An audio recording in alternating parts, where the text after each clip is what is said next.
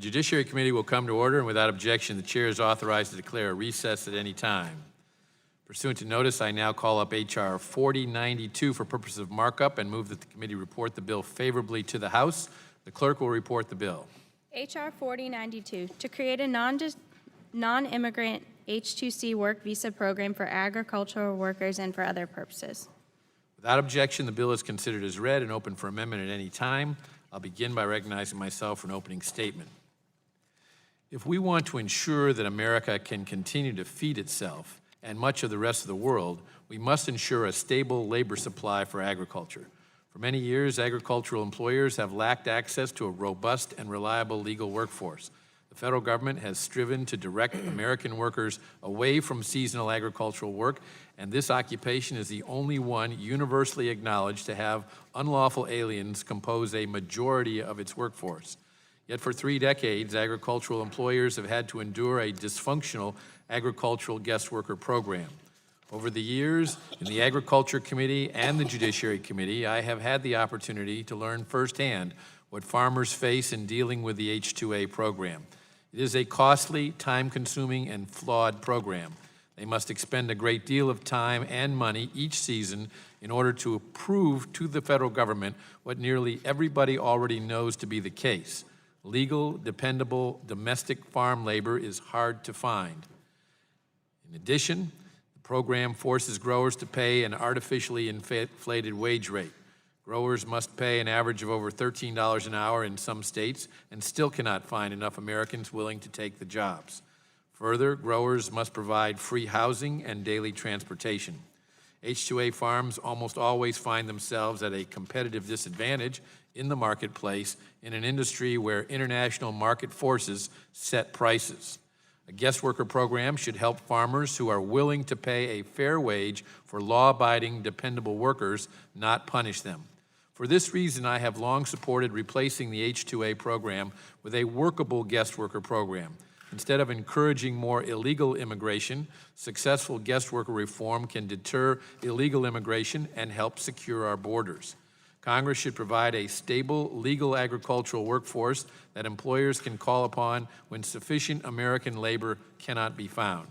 The Ag Act will replace the H-2A program with a new program that provides growers with streamlined access to guest workers and enables dairies and food processors with year-round labor needs to participate. The Ag Act will assure a reliable workforce by creating a program that is market-driven and adaptable. It will subject to certain conditions, allow guest workers to be employed at will, making it easier for workers to move freely throughout the agricultural marketplace to meet demand. It will protect program users from abusive lawsuits. The bill will not recreate the pitfalls of the H-2A program. It will not require growers to hire and train unneeded workers after they have engaged in domestic recruitment and their guest workers have arrived, provide free housing and transportation, or pay an unrealistic and uncompetitive wage rate dreamt up by Labor Department bureaucrats. The new program will be at its core a true guest worker program. It will not open up any pathway to citizenship.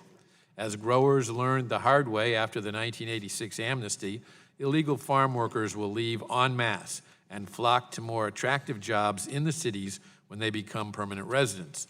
The bill simply allows agricultural employers to hire aliens who have been unlawfully present, just as they can hire any other foreign nationals. Such workers must abide by the same conditions as other guest workers, including leaving the U.S. periodically to ensure that they retain ties with their home countries. If they don't, they will be deportable. Finally, in response to concerns raised by some members, I have made the following revisions to the Ag Act. H-2C will become available 6 months after enactment. In the interim, illegal workers are afforded no protection from enforcement. No green cards are set aside for experienced agricultural workers. A total cap is reduced to 450,000. 40,000 visas are for meat processing. 410,000 visas are for the remainder of agricultural jobs. Each H-2C worker must have health insurance coverage. Employers must pay H-2C workers in the meat processing sector not less than the state or local minimum wage, 150% of the federal minimum wage, or the actual wage earned by other workers in the same job, whichever is greatest, and any duties and enforcement responsibilities that DHS currently has under the H-2A program will remain at DHS under the H-2C program. We have a real opportunity this Congress to enact true agricultural guest worker reform, and I urge my colleagues to support the Ag Act. It's now my pleasure to recognize the ranking member of the Judiciary Committee, the gentleman from Michigan, Mr. Conyers, for his opening statement. Thank you, Chairman Goodlatte. My colleagues, this is the third time this committee has considered this agricultural guest worker bill. Let me start by recognizing that there are improvements in this latest version of the bill.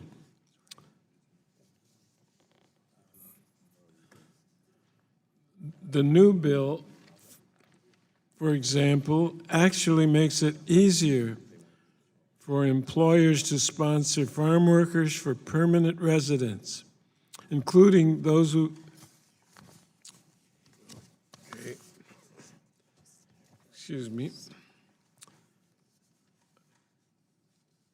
Our committees considered previous iterations of this legislation. Unfortunately, this current version is not an improvement over its predecessors.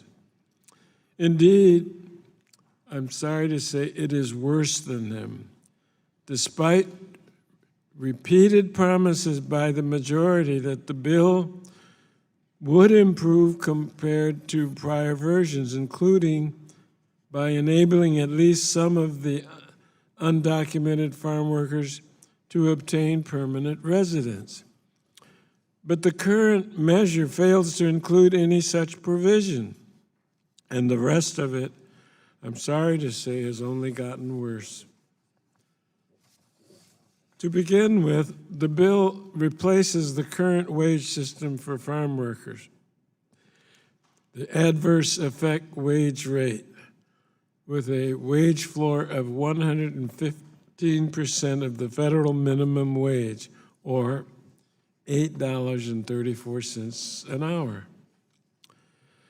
This will result in wage decreases of up to $5 per hour for farm workers in certain parts of the country.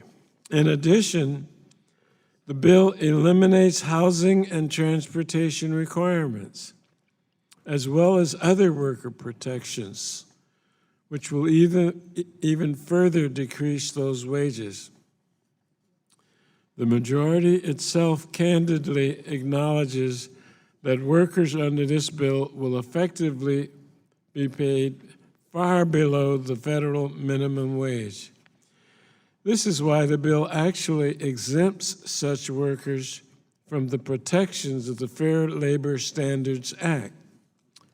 Farm workers are already among the lowest paid workers in this country. At the same time, they do some of the hardest and most back-breaking work in the country. There's no merit or justice in slashing their already meager wages. To make matters worse, the bill employs a significantly broader definition of the term agriculture, which would bring drastic wage reductions to other industries unrelated to traditional farming. For example, the bill defines agriculture to include forestry-related activities as well as meat and poultry processing. Wages in some of these industries, which include many American workers, can average higher than $20 per hour, as is the case for logging workers and fallers.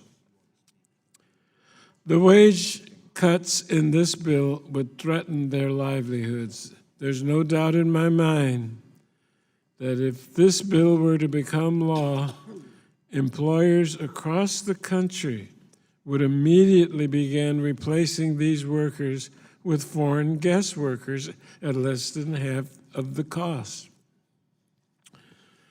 My colleagues and some friends on the other side of the aisle often speak of the need to protect American workers from immigrants. So I'm surprised to see them now offer a bill that appears to make their nightmare scenario come true, creating an incentive to replace well-paid American workers with temporary foreign workers at a drastically lower cost. Make no mistake, this is a bill that allows employers to bring in millions of new guest workers without real wage and labor protections or even the minimal protections found in other temporary worker programs. American workers would almost certainly be disadvantaged and displaced. And finally, we need a comprehensive solution that fixes our broken immigration system.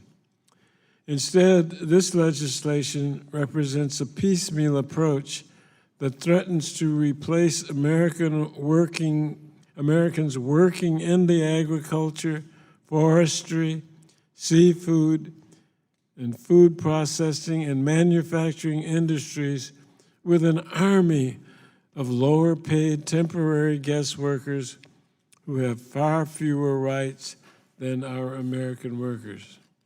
These are not the solutions our country needs, and so I thank the chairman and yield back the balance of my time. Thank you, Mr. Conyers. I would now like to recognize the ranking member of the Subcommittee on Immigration and Border Security, Ms. Lofgren of California, for her opening statement. Thank you, Mr. Chairman. Like Ranking Member Conyers, I begin by expressing disappointment at the evolution this bill has taken. This version of the bill, which was set for markup 3 weeks ago, took at least one step originally in the right direction by providing a way for employers to sponsor a few undocumented farm workers for legal residence. The existing workforce has been here a long time. They're highly skilled and need to be stabilized. Now even this provision is gone. Surveys indicate that at least half of U.S. farm workers, about 1.2 million, are undocumented. And a 2016 survey by the Department of Agriculture reveals that a massive 93% of foreign-born farm workers have been here for at least 5 years, and 55% have been here for at least 15 years. Many have spouses and children here, some have grandchildren here. In short, for many farm workers, the United States is their home. Prior bipartisan compromises recognize this fact. Under such compromises, farm workers and their families were afforded a reliable and meaningful path to permanent residence, while at the same time incentivizing them to remain in the agricultural sector. The country would benefit from a more structured and stable workforce with increasingly productive workers. That's the best way to control illegal immigration. To the extent that job opportunities are secured by legal workers in a more stable labor market with increased earnings for farm workers through longer periods of employment, the pull factor for unlawful immigration is reduced. It's also worth noting that those compromises did not just have bipartisan support in both houses, they were widely supported by stakeholders across the ag sector, including farmers, large and small, fruit and vegetable producers, dairy farmers, sheep herders, beekeepers, landscaping, and farm bureaus throughout the country. Instead of stabilizing this workforce, the Ag Act would further destabilize and impoverish it. Yes, the bill provides undocumented workers with the opportunity to obtain temporary guest worker status, but that status does not extend to family members. It requires that workers frequently leave and remain outside the country, and it makes the worker completely dependent on their employers for the mere chance to return to their families and homes. This isn't a realistic avenue for people who've developed deep roots in the country after living here for decades. Now, while I understand the motivation behind the effort, it just won't work. What I really don't understand is the motivation for other parts of the bill. The main component of the bill is the creation of a new program that initially allows employers to bring in 450,000 new workers per year. The cap can increase every year depending on program usage, and because the visas are good for up to 3 years, the numbers of guest workers in the U.S. would likely far exceed that cap. Under the program, millions of guest workers would be in the United States at the same time. Now, you don't normally hear members on my side of the aisle complain about immigrants taking American jobs, and that's because in a free market, immigrants tend to complement U.S. workers rather than compete directly against them. Although there are sometimes short-term negative effects, economists across the board conclude that immigrants help to grow the economy while increasing wages and opportunities for all U.S. workers over the long term. That's in a free market. But this bill appears designed to ensure that employers can easily displace their current workers with significantly cheaper foreign labor. Importantly, guest worker programs like the one in the bill do not follow free market principles. The workers have no meaningful opportunity to negotiate their wages, nor can they freely switch employers.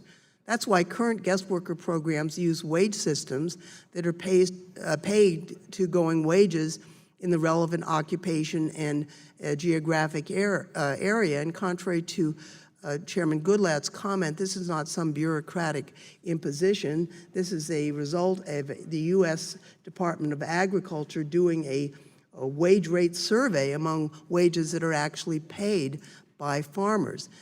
Given that foreign workers don't have the negotiating power of U.S. workers, these wage systems are the only way to ensure that foreign workers can't be used to displace American workers. This bill has no system. It simply creates, I would ask for an additional, unanimous consent for an additional minute. Without objection.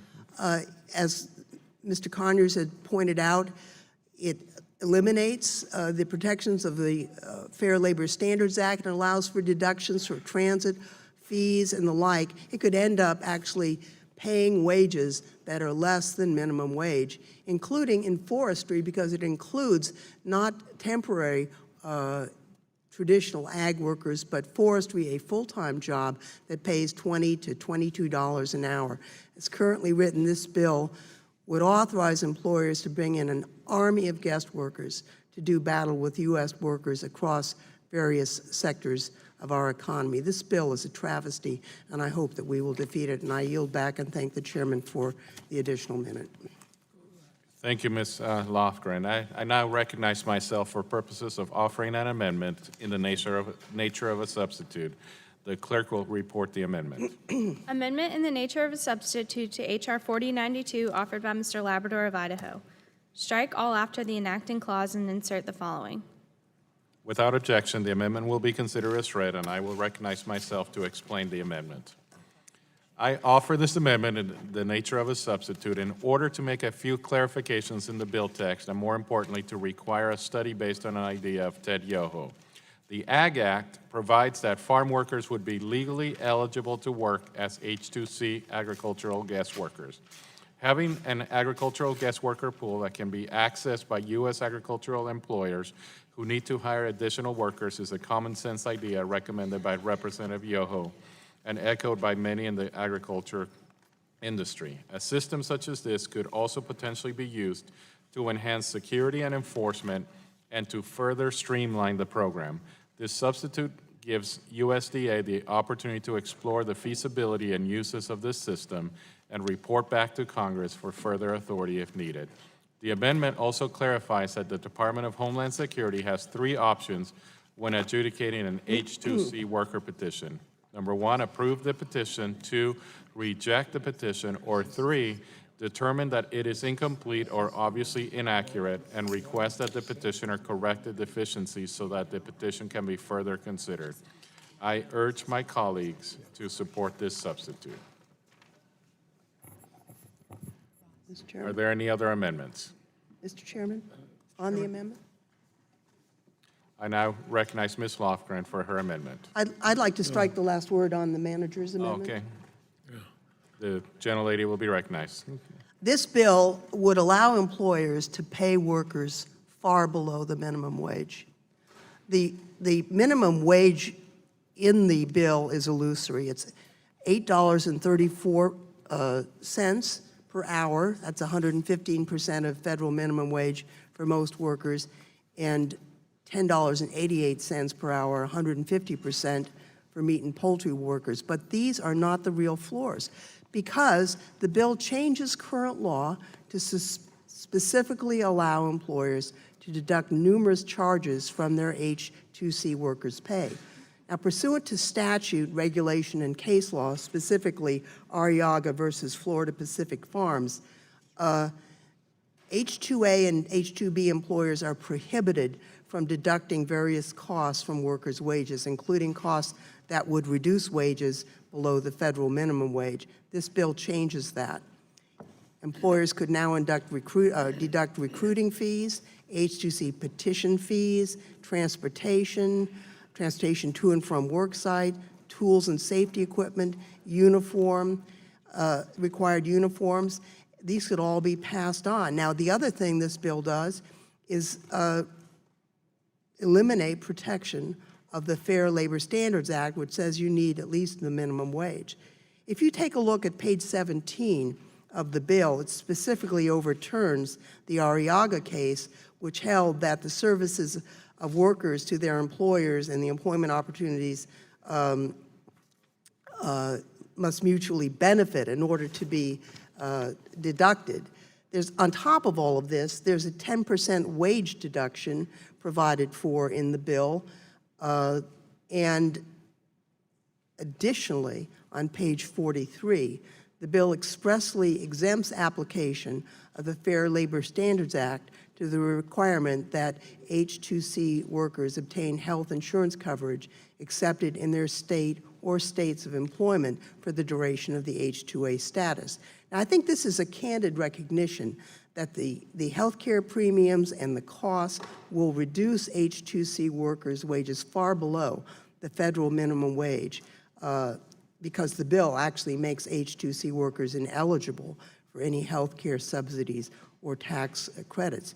Taken together, the deductions along with the 10% withholding not only could provide for below minimum wage, it could provide for no wage, where you would have people actually in an indentured servitude situation. Now, why would someone come into the United States for no pay? For one reason only, to disappear into the woodwork. This bill is a promotion of unlawful immigration. I'm shocked that the majority would advance this, not only because it unfairly sets up a system where millions of low-paid immigrant workers will compete against American workers, but also because in the application of this bill, it will promote unauthorized immigration to the United States, something which all of us are opposed to.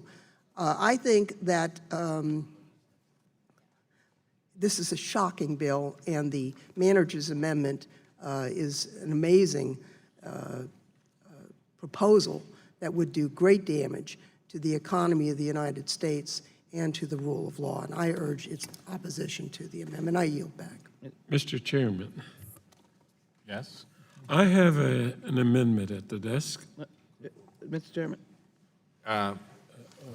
The clerk will report the amendment. Amendment to the amendment in the nature of a substitute offered by Mr. Conyers of Michigan. Page 3, insert after line 3 the following. Without objection, the amendment is considered as read, and the gentleman is recognized. Thank you, Mr. Chairman and members of the committee. This amendment, my amendment, is intended to protect American workers from employers using the bill's new guest worker program as a means to replace current workers with cheaper labor. It's as simple as that. Guest worker programs are meant to fill labor shortages, not to drive down wages. And this is why current programs such as the H-2A Agricultural Worker Program requires employers to offer wages at current market levels and to recruit at these wage levels to determine whether labor shortages actually exist in those occupations. These protections are needed because guest workers are not permitted to negotiate wages in the free market, nor are they able to move to other employers who offer higher wages. Under the current H-2A program, the average farm wage in each state is set based on data collected by the Department of Agriculture. That wage is known as the adverse effect wage rate, and it is intended to prevent new foreign workers from artificially depressing market wages. These current wage rates range from $10.38 per hour in Louisiana to $13.79 per hour in Kansas. The nationwide average is $12.12 per hour. The bill before us today would replace this system with a wage floor for most workers of 115% of the federal minimum wage, or $8.34 per hour. This is almost $4 lower than the nationwide average farm wage, and it's less than half of the average $20 per hour earned by loggers and other workers in the logging industry. For meat and poultry workers, the wage floor would be 150% of the federal minimum wage, or $10.88 per hour. But even this wage is far lower than the $12.27 to $12.40 per hour earned by meat, poultry, and other food processing workers. Displacement in these industries is all but guaranteed under this bill. For example, employers could satisfy recruiting requirements by offering $8.34 per hour for farm worker jobs. Because American workers would be unlikely to apply at such reduced wages, the employer would essentially be able to create an artificial, quote, labor shortage, end quotation, allowing it to bring in foreign workers at those deflated wages. This wage rate would devastate farm workers, who are already among the lowest paid workers in the country. And because of the bill's broad definition of agricultural labor or services, workers would also be affected in other areas, such as food processing and manufacturing, as well as logging and other forestry-related activities. In response to these serious shortcomings of the bill, my amendment would simply revert back to the adverse effect wage rate currently used in the H-2A program. Contrary to the statements that H-2A wage rates are unrealistic and uncompetitive, they are, in fact, the average wages actually paid by employers to their non-supervisory field and livestock workers, based on surveys by the Department of Agriculture. I would note that even the adverse effect wage rate is not high enough. It does not reflect inflation, and it's likely already affected by depressed wage rates. However, my amendment still represents a notable improvement in the bill and would go a long way to protecting American workers. Accepting this amendment, which at least retains current wage protections represents the very least that our Judiciary Committee can do to protect American workers. And so accordingly, I urge my colleagues to support my amendment. I thank the chairman and yield back any time that might be remaining. I oppose this amendment. The Ag Act restores the forces of the free market to the agricultural guest worker system in the U.S. Having a legal and mobile workforce in the agriculture industry means employers will have to compete to attract the most reliable and skilled labor. The bill intentionally gives farmers and ranchers freedom to set the terms of employment on their operations while requiring that they actually do fulfill the promises they offer to guest workers. Workers, especially ones no longer living in the shadows, will be drawn to the employers offering the most favorable wages, benefits, and working conditions. Such benefits could include employer-provided housing, transportation, or meals. In other cases, it will be higher wages, bonuses, or a contract that guarantees a period of employment that attracts workers. Furthermore, the bill includes provisions allowing H-2C workers to work at will rather than under a contract. This will further drive competition for labor, as a worker will be able to leave an at-will farm labor relationship at any point at which he's not satisfied with the compensation or working conditions. The bottom line is that if a farmer or rancher wants to attract and retain good help, he or she is going to have to compete and pay for it.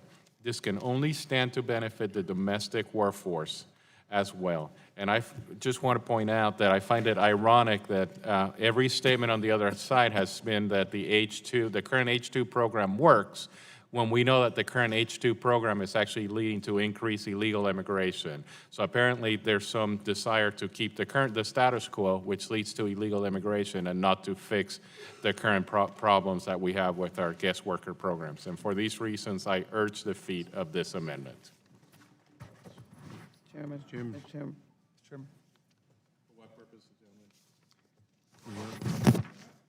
Mr. Chairman, to strike the last word. Thank you, Mr. Chairman. I represent a rather urban area in Manhattan and Brooklyn, but I grew up on a farm that my father bought with his GI benefits as a World War II veteran, a farm that was foreclosed upon by the Farmers Home Administration when all the chicken farms in New Jersey failed because of bad economics in the late 1950s.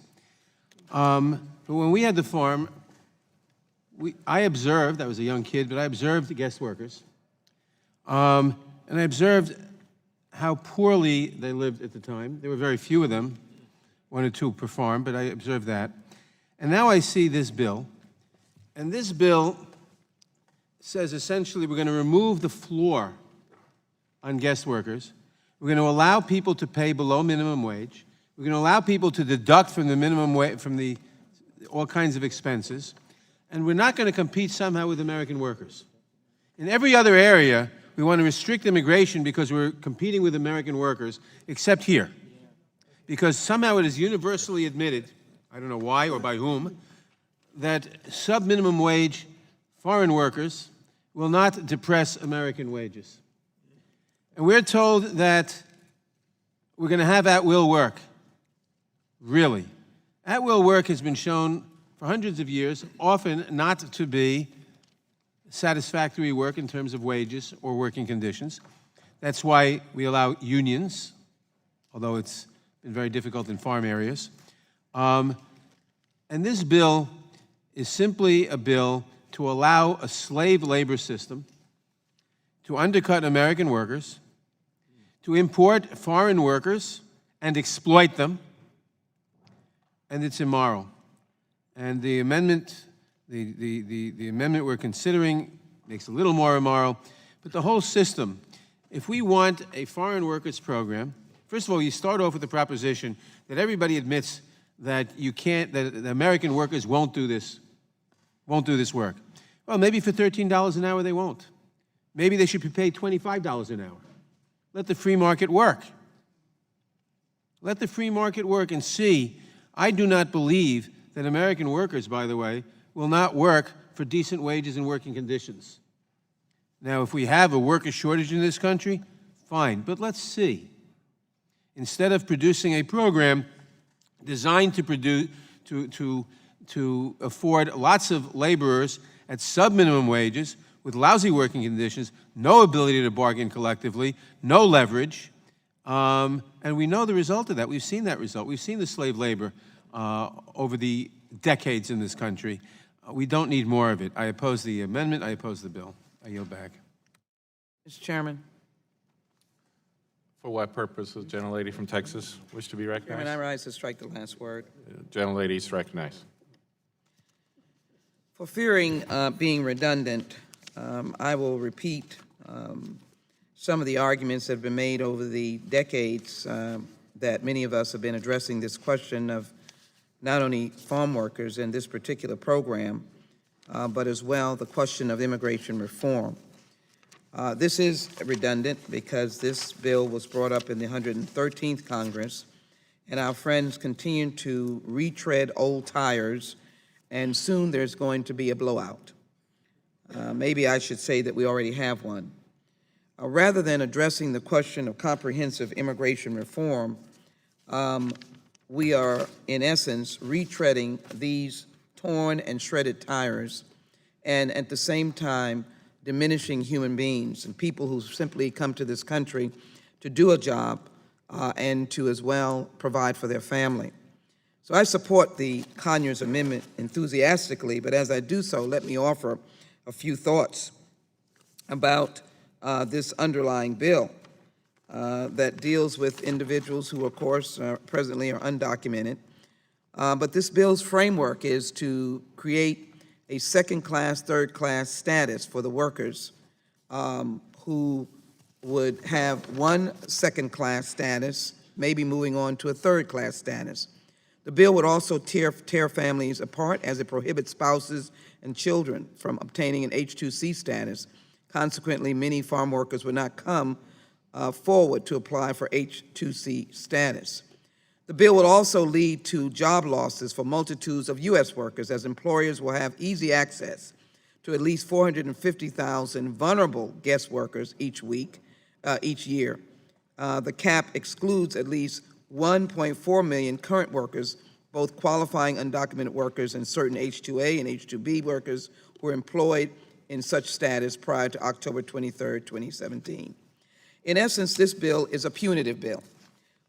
It is to push against the wall basic humanity and human beings. It is to ignore the general needs and concerns of farmers across America. We're about to enter into the year that the Farm Bill expires, and therefore we'll be dealing with the Farm Bill. I admire, coming from Texas, the agricultural industry, and all that it represents, what it represents to the nation and what it represents around the world. I am proud of the technology and the quality of the product that is produced, one that we are able to provide for the American people, but as well that we're able to provide for around the world. But this dastardly legislative initiative ignores several things. One, this committee has refused to do what is right, and that is to pass comprehensive immigration reform. In the midst of dealing with this legislation, we have thousands upon thousands of DACA students and young people who warrant and deserve some kind of credible congressional response. Yet we have the cruelty of the White House, and it is cruel, the tempering, the teasing and the abuse of cutting off the DACA, frightening young people who are in their 20s and 30s and teens, scaring them from their PhD programs, their medical schools, their undergraduate, or just plain work, trying to support their families. This amendment, therefore, we are derelict in doing any reality check on any of us and doing the job of the United States Congress. Let me provide a brief civics lesson. We are an equal branch of government. There is the executive, but we're an equal branch. That means that maybe we should have a discussion and debate about war and peace, but we should have a discussion about what this country looks like with respect to immigration. This is a shame on you legislation. And so Mr. Conyers' amendment is an amendment that responds to what the guest worker program is meant to do, to fill labor shortages. It is an amendment that addresses the horrible aspects of this bill, where it allows employers to subtract from the workers' wages recruiting fees, H-2C petition application filing fees, transportation to the United States, required transportation to and from the work site, required tools and safety equipment, required uniform. The attitude of this legislation, and it is countered by Mr. Conyers' amendment, is that these workers have their back against the wall, that they are in essence slave labor, that they have no other choice, their children have no other choice. They'll take what we give them, and they'll come whether or not they're treated with such disrespect. Gentlelady's time So has expired. I support the amendment of the gentleman from Michigan, who I know has farms in Michigan. I've heard of his great apples and knows the story of the workers in Michigan. And I believe, Mr. Chairman, we need to either go back to the drawing board, throw this bill up against the wall, and start back again, if all of us are lucky enough to come back, in the 116th Congress, because this is redundant, and frankly, I believe it is not going anywhere. I rise to support Mr. Conyers' amendment because it makes what is worse and horrible and bad. He attempts to treat these workers as human beings so that we can have a viable, productive, and Your time has prosperous expired. industry. Thank you. I yield back. Agricultural industry, I yield back. Thank you. Mr. Chairman, Yeah, for what purpose does this gentleman wish to rise? I move to strike the last word. The gentleman is recognized. Mr. Chairman, it was said that when Donald Trump was elected and sworn in as president, that we were going backwards. And this piece of legislation is certainly a big go, a big green sign that says go, as far as taking us backwards. I never thought, sitting on the Judiciary Committee in 2017, that I would have the opportunity to hear and preside while a sharecropping system was being installed in America. This is taking us back. I heard the ranking member of the Immigration Subcommittee liken this bill to indentured servitude, but no, it's more like a hybrid slavery slash sharecropping system, more than indentured servitude, because in indentured servitude, you had the opportunity to work your way to freedom. This is simply a straight-out sharecropping system where the man that hires you feeds you, transports you, overcharges you for the food, overcharges you for the transportation, overcharges you for the housing, overcharges you for the health insurance that you're going to be required to purchase from the man, and with a rate of pay averaging $8.34, you can see what's going to happen at the end of the year, or at the end of the time that the man allows you to be working. You're going to owe the man money. And so it's a inhumane system, no labor protections.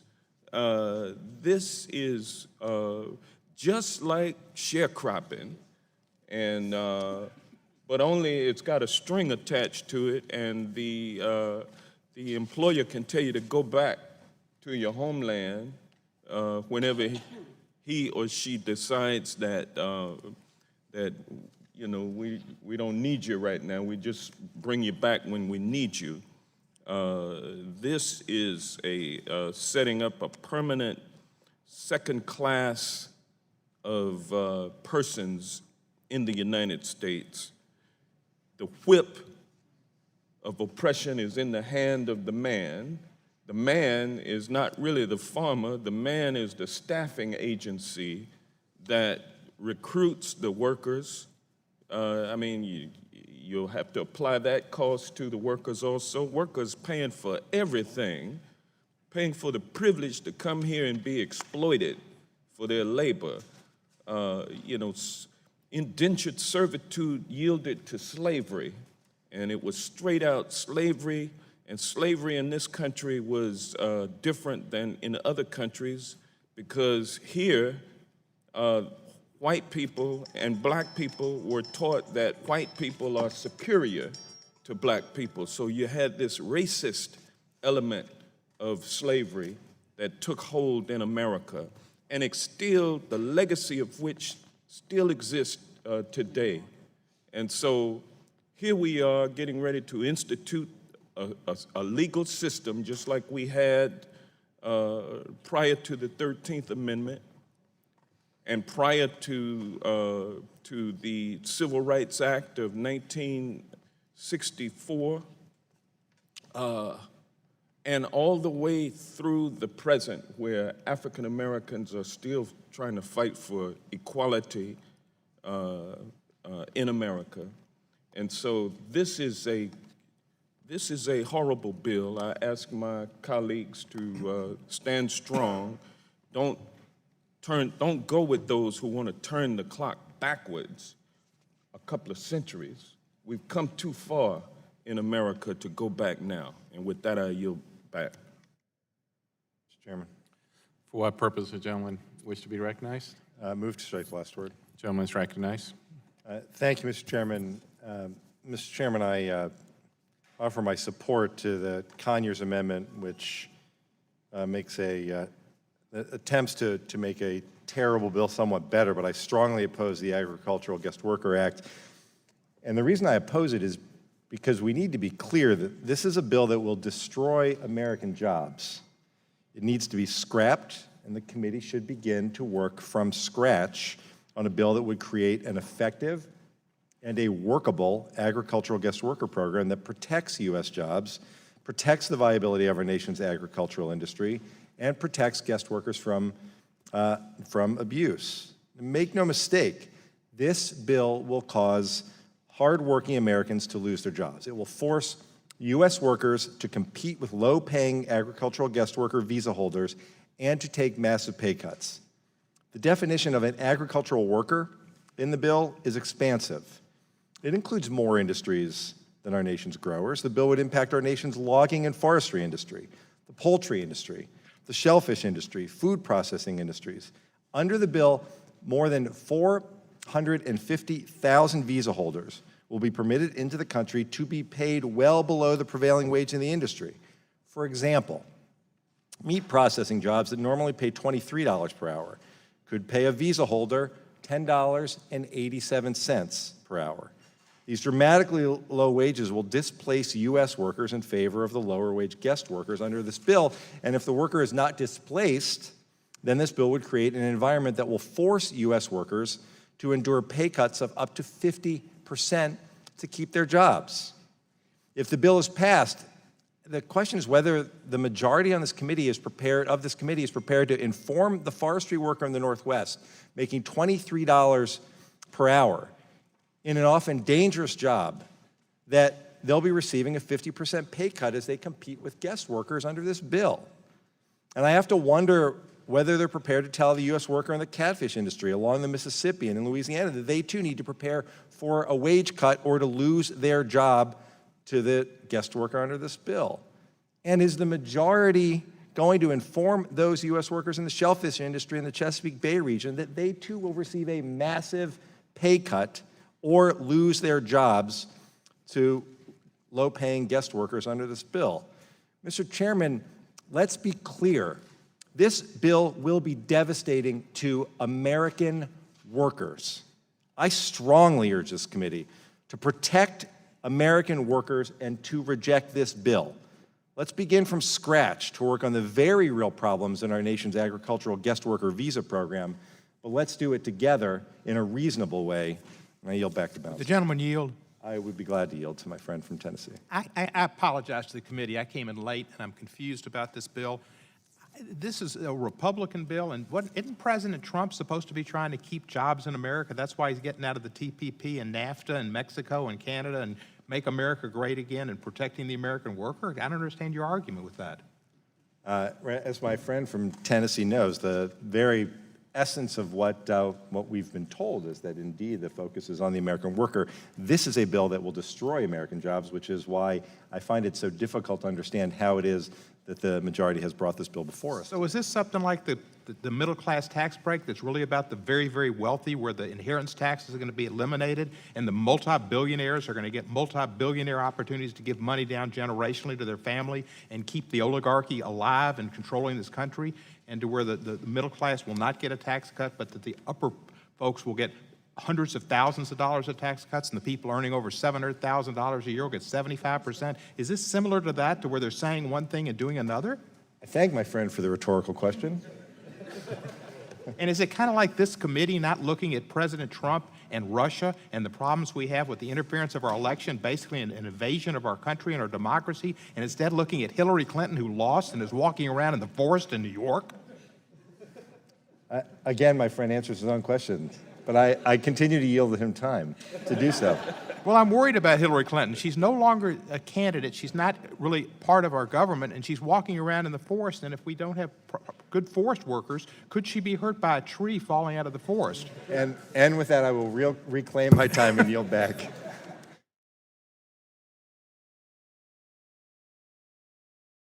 Well, I wish you would keep yielding, because those questions are not working for you politically, so I hope you keep asking them. The question is on the amendment. Chairman. Those in favor? Mr. Chairman, move to strike the last word. Yes.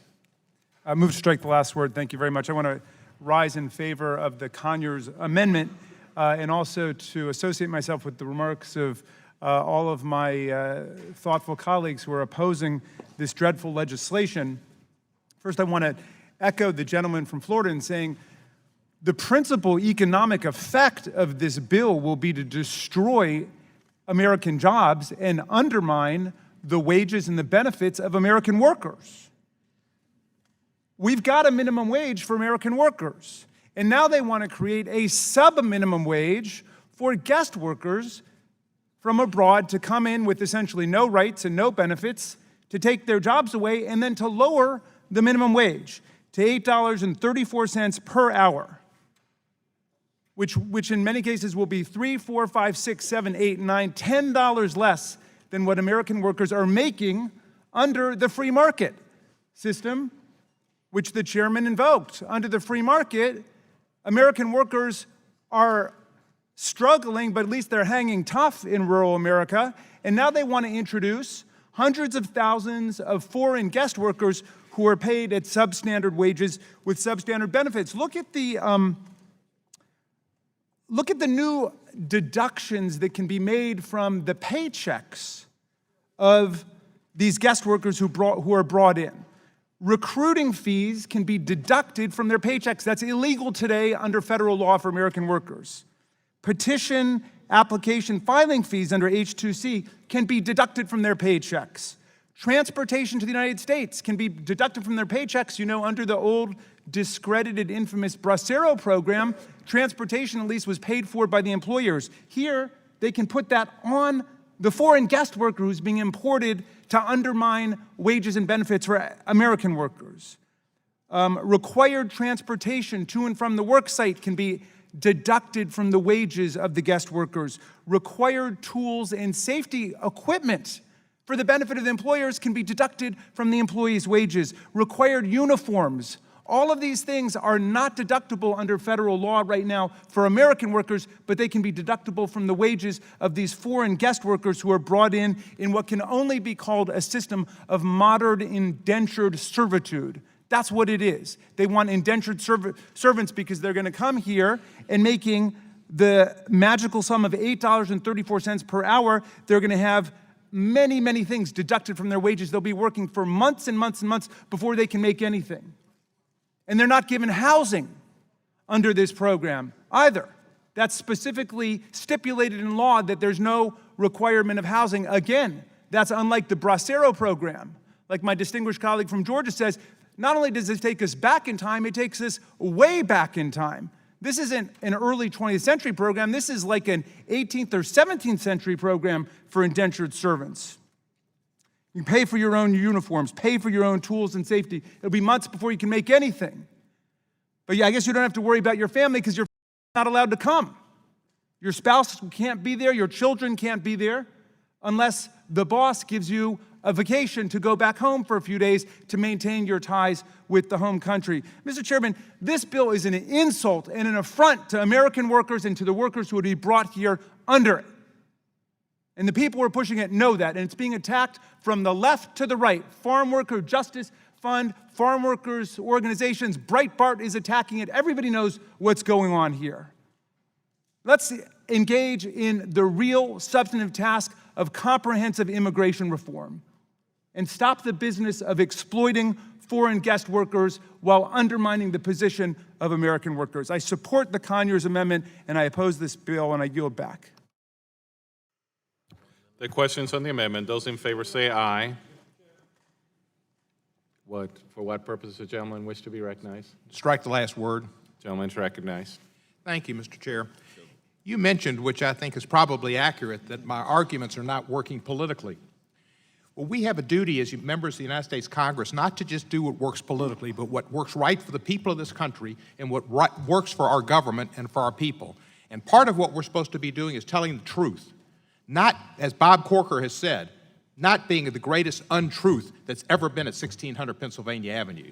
Bob Corker spoke much truth today about what's happening to our country, the debasing of our country, the fact that people no longer have faith in our country. This tax reform bill that the President says we should stay here till Thanksgiving, or particularly he first said Christmas, is a massive, massive, massive giveaway to the most wealthy people in this country. And it's being sold to the middle class, people who voted for Donald Trump, as a tax cut for them. It's not a tax cut for them. It's tip change. It's tip change to them, and it's not even good tip change at like the fine five-star restaurants in New York. It's tip change at Nathan's. It's nothing. The inheritance tax will take $19 billion from our government. $19 billion. That's after we've basically stripped it away over the years from being a tax on people earning over $1.2 million to where now it's a tax on only married couples earning $11 million a year and more. 0.2% of the economy. They put that in there and they won't take it out. They've talked about, all right, they drew up their bill and gave the upper income classes a big, big tax cut. They said, well, maybe we'll put in, I think Mr. Ryan said, and maybe the White House, but then Mr. Mulvaney said, no, it wasn't the White House that did it, it's all the House, that there might be an additional level for the ultra-wealthy so they don't have to pay get quite as much of a tax break. They may do that, and they may come back on state and local government taxes, but they won't come back on the inheritance tax because that's what this is about. It's a big gift to the multi-billionaires to give them and their generational heirs a tremendous $1 billion, hundreds of millions of dollars gift, Christmas gift. We should stay up here for Christmas to wrap the bow. Hanukkah, 8 days. Let's give them $1 billion this day, next day $200 million, the next day $3 billion.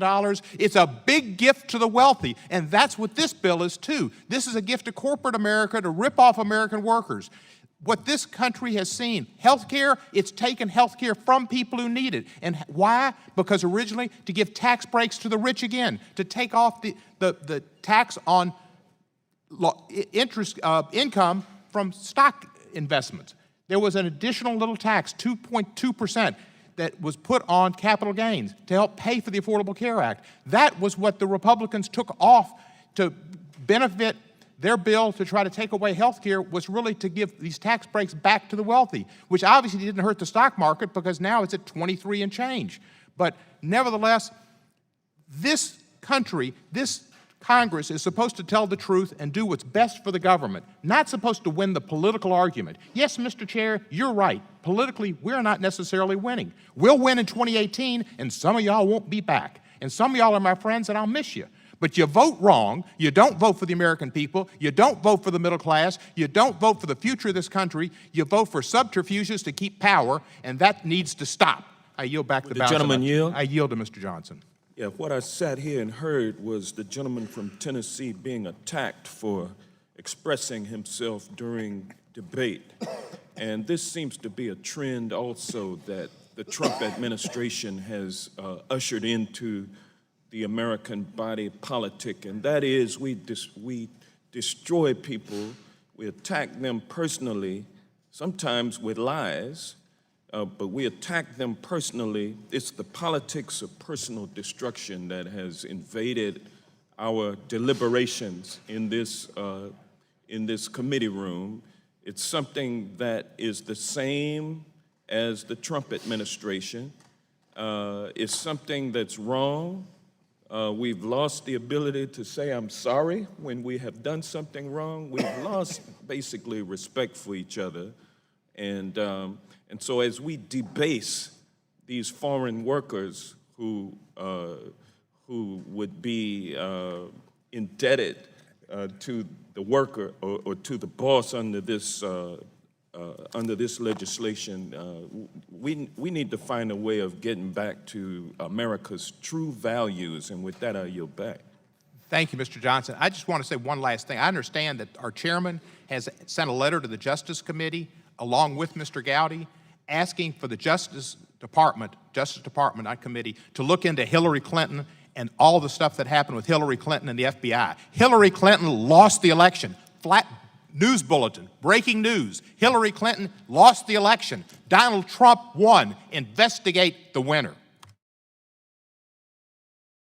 Question. For what purpose does the gentleman wish to be recognized? Rise in opposition to Mr. Conyers' amendment. Gentleman is recognized. Thank you. I appreciate being recognized. And I appreciate my friend from Georgia acknowledging the wrong that's been done, people that are blasted by members of Congress unfairly and inaccurately and untruthfully, because that's certainly been true. Many of us have been accused of wanting to bring back slavery, of wanting to force people to work as indentured servants and slaves, when that's just a complete lie. And it serves as a debasement of this Congress, just like my friend has said. Anytime people on this committee are lied about in the positions that they've taken, there's nobody that supports slavery. I thought we were pretty well all on record as being against slavery and being against indentured servitude, but I know my friends across the aisle don't intend that, but they have pushed bills that would have had that effect. And I'm glad to know that we have acknowledgement that there have been lies coming from the White House. Certainly most of us realize now that when the president said that if you like your insurance, you can keep it, he knew in advance they would not keep their insurance. That was a lie. And so I agree with my friends across the aisle that the American public has become very suspicious of people elected in Washington because they've been lied to. They lost their insurance, they lost their doctors, many of them lost the medicine that they were able to get before that made their way of life sustainable and even life itself sustainable.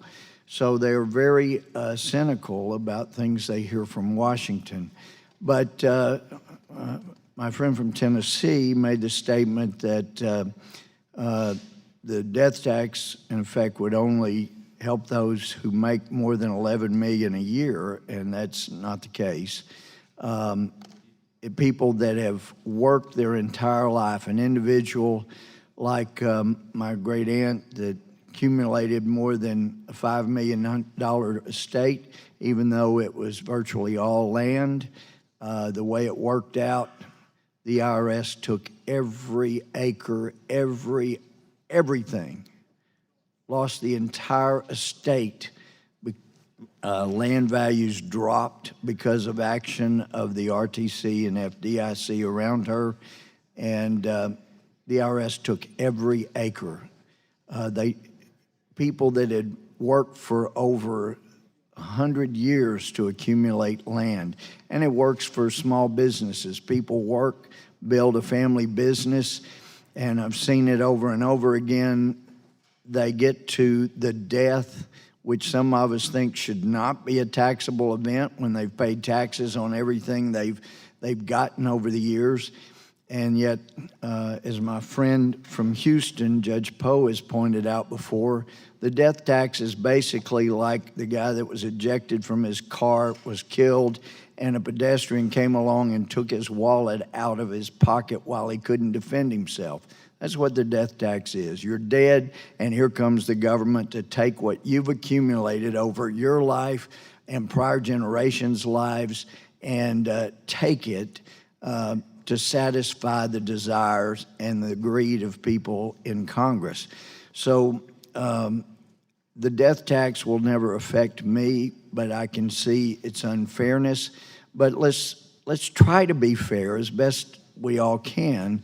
The tax proposal will take most people that are paying 10% tax, if not all, and take them to paying zero tax. And people that were paying 20, 25% will go to paying 12. I wanted it at 10, but my party said 12. But it will be a huge tax cut for most people. And it's really unfortunate that there's being misrepresentations. There will be a huge benefit to the middle class. That's who this is going to affect. And it's not going to affect percentage-wise as much the ultra-wealthy that are constantly held up. But I'm told I have less assets than most people, than most anybody in Congress. So, again, it's not affecting me, but I certainly stand to encourage people to work harder and to do more instead of penalizing the great efforts of people in America. Yield back. Gentleman's time has expired. The question is on the amendment. Those in favor say aye. Aye. Those opposed say no. In the opinion of the chair, the noes have it, and the amendment is not agreed to. Record.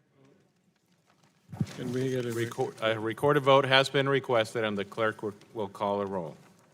Mr. Goodlatte? Mr. Sensenbrenner? Mr. Smith? Mr. Smith votes no. Mr. Shabbat? Mr. Shabbat votes no. Mr. Issa? Mr. Issa votes no. Mr. King? Mr. King votes no. Mr. Franks? Mr. Franks votes no. Mr. Gomert? Mr. Gomert votes no. Mr. Jordan? Mr. Poe?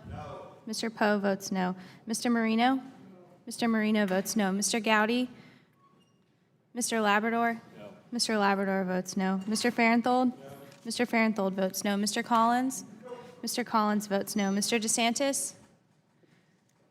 Mr. Buck? Mr. Buck votes no. Mr. Ratcliffe? Ms. Roby? Ms. Roby votes no. Mr. Gates? Mr. Johnson of Louisiana? Mr. Johnson votes no. Mr. Biggs? Mr. Biggs votes no. Mr. Rutherford? Ms. Handel? Ms. Handel votes no. Mr. Conyers? Aye. Mr. Conyers votes aye. Mr. Nadler? Aye. Mr. Nadler votes aye. Ms. Lofgren? Ms. Lofgren votes aye. Ms. Jackson Lee? Mr. Cohen? Mr. Cohen votes aye. Mr. Johnson of Georgia? Mr. Johnson votes aye. Mr. Deutsch? Mr. Deutsch votes aye. Mr. Gutierrez? Mr. Gutierrez votes aye. Ms. Bass? Mr. Richmond? Mr. Richmond votes aye. Mr. Jeffries? Mr. Cicilline? Mr. Cicilline votes aye. Mr. Swalwell? Mr. Liu? Mr. Liu votes aye. Mr. Raskin? Mr. Raskin votes aye. Ms. Jayapal? Ms. Jayapal votes aye. Mr. Snyder? Mr. Snyder votes aye.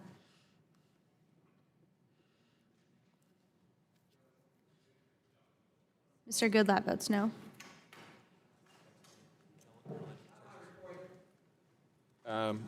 House of Lady Not from Texas recorded. recorded? You're not recorded? Not recorded. Ms. Jackson Lee votes aye.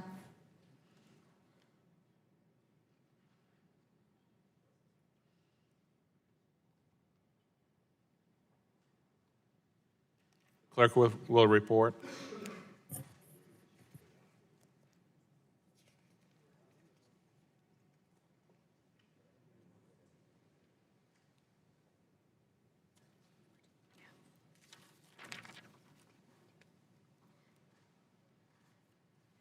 Mr. Chairman, 14 members voted aye, 17 members voted no.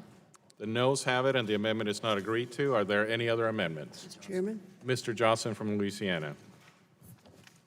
Thank you, Mr. Chairman. I have an amendment at the desk. The clerk will report the amendment. Amendment to the amendment in the nature of a substitute offered by Mr. Goodlatte of Virginia, offered by Mr. Johnson of Louisiana. After Section 9, Without insert objection, the following. amendment is considered as read, and the gentleman is recognized. Thank you, Mr. Chairman. My amendment today seeks to add a simple reporting requirement in the Agricultural Guest Worker Act. Specifically, the new report would require the Department of Homeland Security, in consultation with the Department of Agriculture, to provide a report within 3 years after the H-2C program becomes active to review H-2C worker compliance and any violations of the provisions included in this legislation. Additionally, my amendment includes pertinent information to both the House and Senate Judiciary Committees on potential violations of H-2C workers who fail to abide by the length of stay per the touchback requirements and remain illegally present in the United States. Currently, there's no official reporting on temporary guest workers, and we have to bring this information into light. Without this info, we have no idea how long these visa holders stay in the U.S. or whether the new visa program is broken. Instead of Congress waiting to act, my amendment gives a clear understanding of whether the new H-2C program and the mechanisms within the bill are working as intended to ensure farmers and ranchers have access to a legal workforce.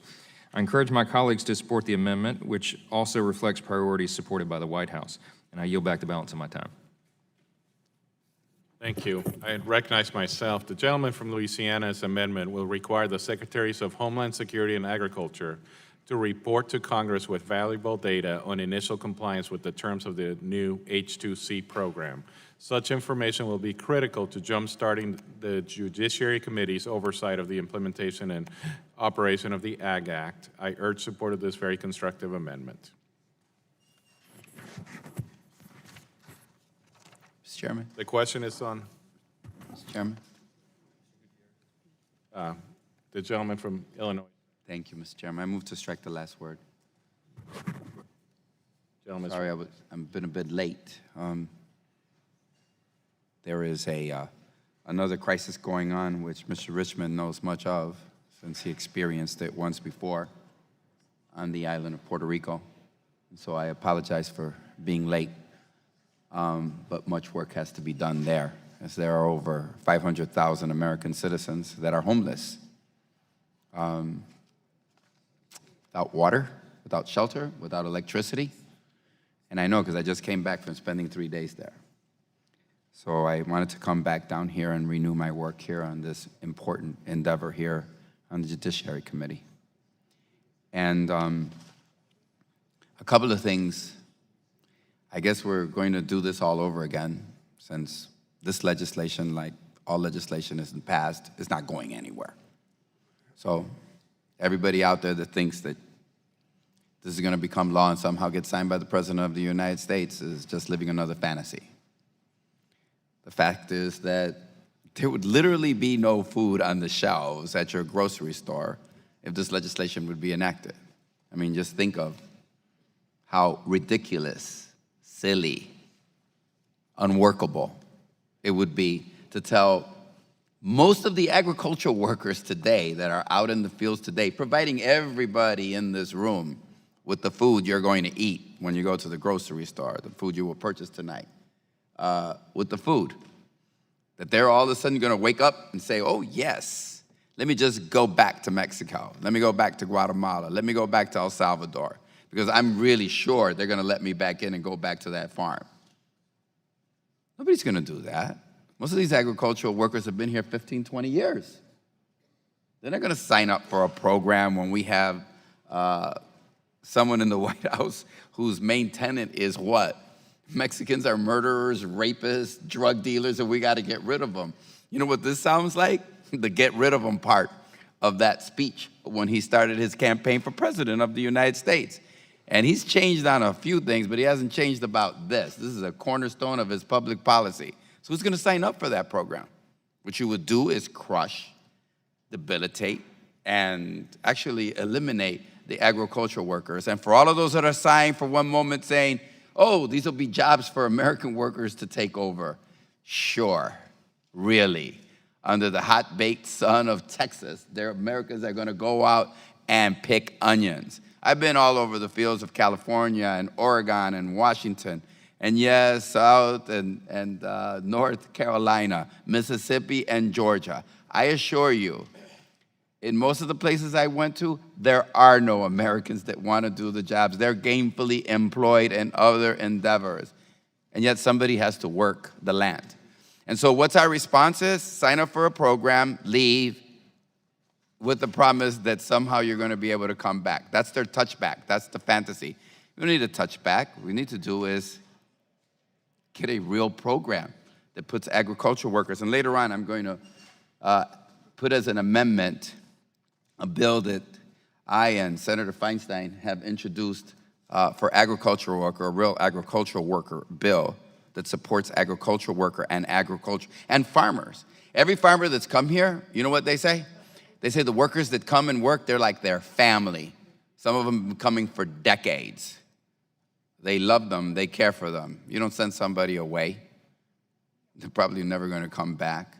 And I just thought as I was coming down here, oh, maybe we're finally going to deal with DACA.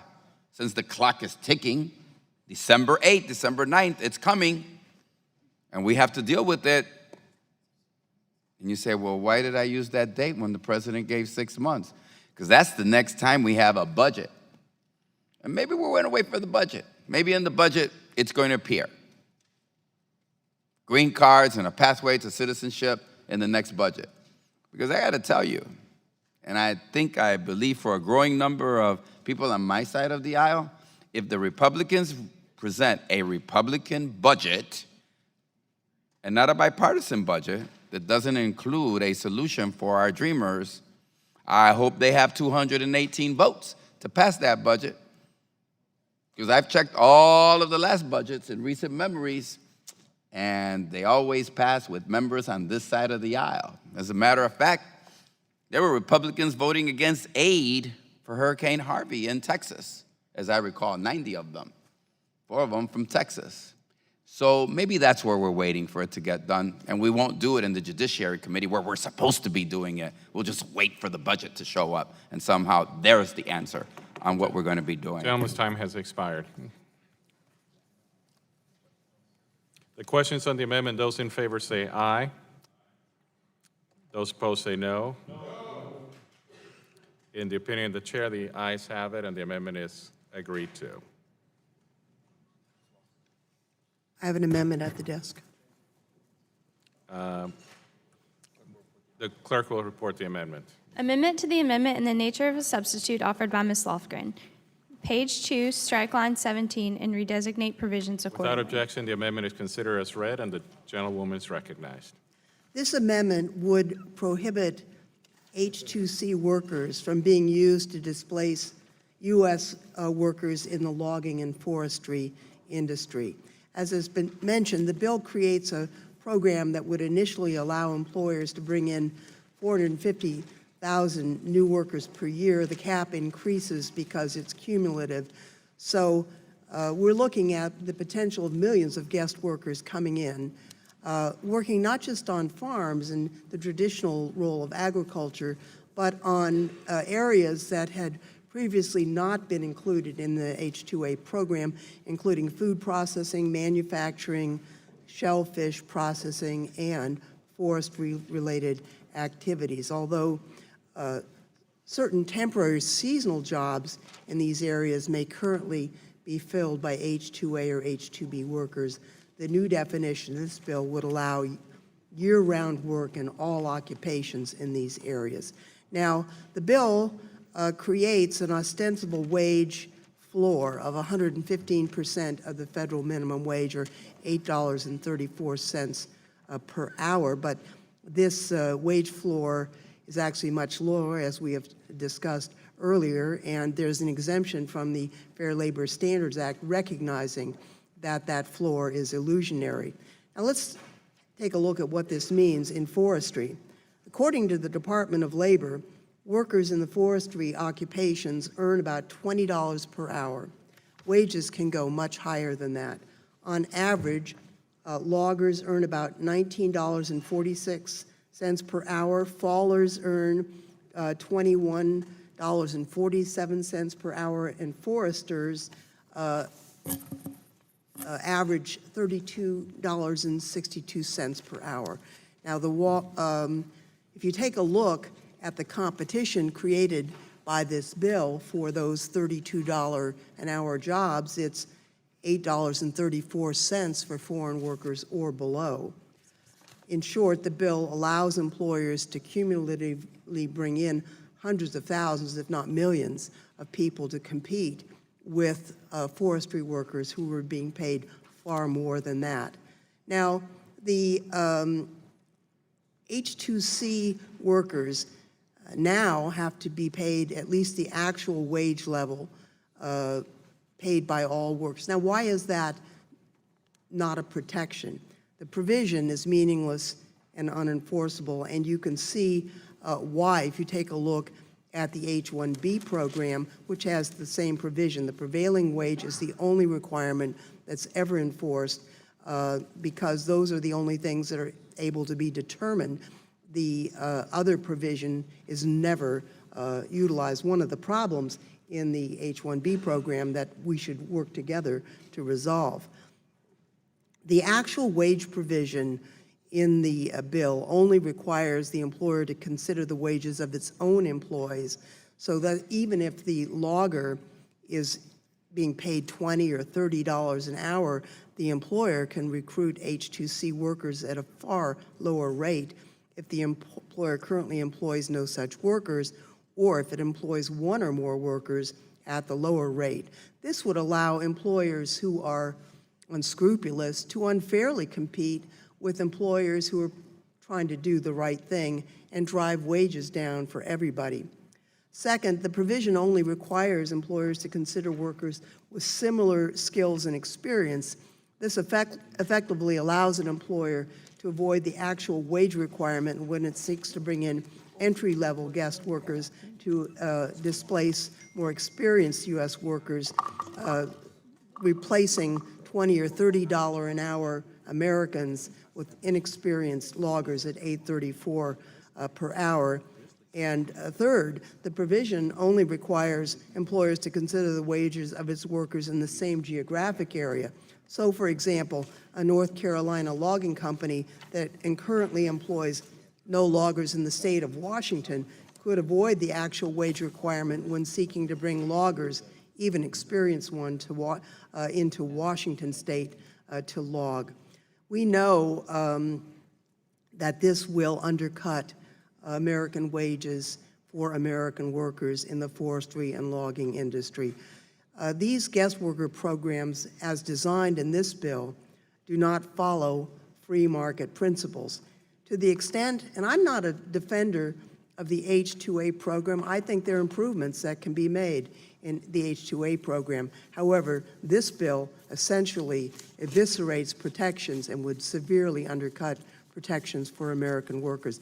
And this amendment would at least eliminate that when it comes to forestry workers. I yield back, Mr. Chairman. Thank you.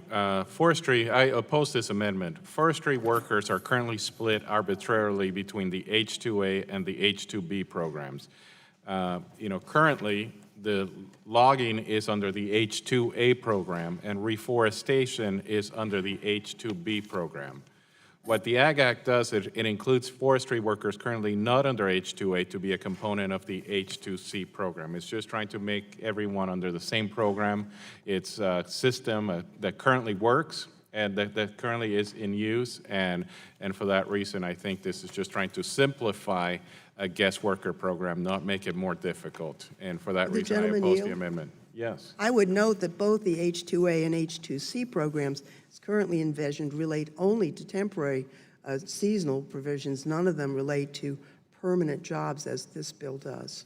Correct, but I've been hearing for the last 6 years that I've been in this committee that there's jobs that Americans won't work, but apparently in this committee today, all we're hearing about is that the other side believes that there are jobs that they will work, which I also agree with, and I think that I'm just confused because my head is spinning today between the argument that Americans won't take some jobs and that Americans will take some jobs, and what it appears to me is that the other side just wants to have an illegal workforce and not a legal workforce, which is what this bill is attempting to do, which is to actually bring us to the modern 21st century and have a program that legalizes people and that brings legal workers to the United States. And with that, Mr. Chairman, yes.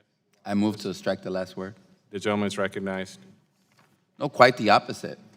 We are happy to protect sectors of our economy, and rightfully so. I've always been one that said that those who come to America should take the jobs that are there, and that Americans, those that are born here, what a nativist notion I have, should be the first to get those jobs. And where we ever see any contradiction in that, we should step up and clarify that. That's something that's been very clear. This has been very clear in every proposal that we've made over the last 10 years. In fact, those that keep Americans out of those jobs are members of the other side by never solving the problem. So in other words, you keep 11 million people undocumented in the United States by never solving the problem. Because every time there is a solution to the problem, you object. I remember in the Senate, comprehensive immigration reform was passed. I think it was 69 members. And so at least 11 or 12 Republicans joined. And just so that we get clear, although we're not talking about it, the last measure was to add like $40 billion for border control. Just $40 billion to get 2 more Republicans to join. That's how much Democrats want to be in touch. And they said no here in the House. We went on and on and on and on. Let me see, that was 2013. So we did 2013, 2014, 2015, 2016. Nothing happened. What we do is we do these bills, and it makes everybody feel good. I haven't seen a single measure leave this committee since I've been here that's actually been enacted into law when it's regard to immigration. Why? Because we never want to solve the problem. Because if we truly wanted to solve the problem, we would work together and find commonality in solving that problem. So actually, there are 11 million undocumented workers because the other side refuses to really come to grasp with a solution for the issue. We're happy to do it. You want border security and enforcement? Last time I checked, there were $40 billion additional money to do that. And it wasn't like everybody was over here jumping in with joy over how some of it was going to get spent. But we're ready to sit down and make some of the issues that are necessary come to fruition. So here's what I would say. If there are jobs that are threatened by programs in which we invite workers from foreign countries to come, we should protect those workers. And I think that's what the gentlelady from California is doing. That's Americanism, right? That's putting Americans first. We should always do that. That doesn't mean that that's somehow in contradiction with welcoming immigrants to do jobs in America that we both know. So let's not be kind of say, oh, well, your head's spinning and you're not quite sure what we're saying. Okay, I'll take you to fields in California and we'll put up a sign and we'll say, American citizens need apply. And we'll send them out there to see how long they sit. Well, they actually don't sit because you have to kneel to get the garlic out of the ground all day. And then we'll take them to Texas, and then we'll take them to pick oranges, and we'll see how long people actually last. Look, we all know that there are many jobs in America that I'm going to be the first one to say that. I did not send my daughters to college to work in the fields. Having said that, there is honor in working the land. And working the land is an important attribute that should be, how would I say, cherished and rewarded in America. Because I don't see a darn difference between the value of that work and working the land and making sure that that worker is respected and that the work that he does is something that we highlight. And an engineer or a doctor, they're all necessary in our society and they should all be respected. We should not have, well, those that are really, really smart, they're good because they work in the high-tech industry or they're doctors, they're lawyers, they're engineers. And, if you're working the dirt, so what? So I would just say there's really no contradiction. I don't understand why the majority wouldn't adopt this amendment. Yeah, I'll yield to the gentleman. I thank the gentleman for yielding. Your statements are correct. If you had a shortage of loggers, they're being paid $30 an hour. The solution isn't to bring in 1 million people you're going to pay $6 an hour to and displace the people who are working for $30 an hour. That's just gutting American workers. We could work together to come up with a program that met the economic needs of our society, but didn't trash American workers. This bill does trash American workers. I thank the gentleman for yielding. You're welcome. My time's expired. Mr. Chairman. The question is on the Mr. amendment. Those Chairman. Thank you, Mr. Chairman. My head is spinning too. I think you and I are in the same place on that because this bill is such a contradiction of so much that we've heard from the other side. The one thing I will say is it does recognize the importance of immigrant workers to the agricultural industry. I think that's very clear through this bill, which attempts to bring in more immigrant workers, to recognize that we would collapse without the work of immigrant workforce in the agricultural industry. However, it is horrendous in that it does that while stripping workers of their rights and threatening the jobs of American workers. And, I'm from the state of Washington, so I appreciate Ms. Lofgren's points because the logging industry is a highly paid industry because it's one of the most dangerous industries. And we've seen numerous injuries, deaths. I mean, the people that work in that industry really are taking a lot of risks, and the salary is high in part to reward them for that. But this bill would undercut all of that. And I think that if we're looking at what we need to do, it's not that we need to go back to the drawing board to figure out what the solution is. In fact, in 2013, as Mr. Gutierrez referenced, there was a very carefully crafted compromise on agricultural workers that had everybody at the table recognize that we have a lot of work that needs to be done. And that bill was, I think, a very good attempt to address the real issues that we have to allow these agricultural workers to have dignity and to have status and to have rights on the job, which this bill would completely undercut.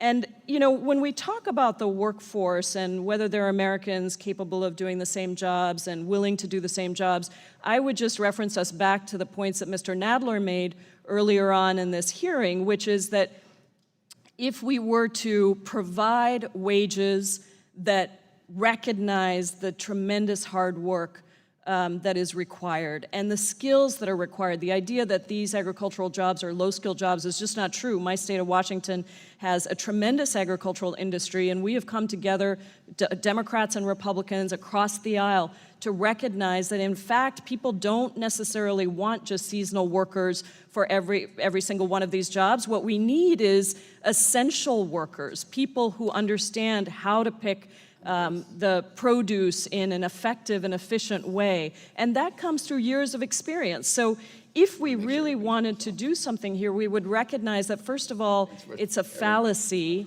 that immigrants take jobs away from American workers. All of the studies show that that is simply not true on a number of levels.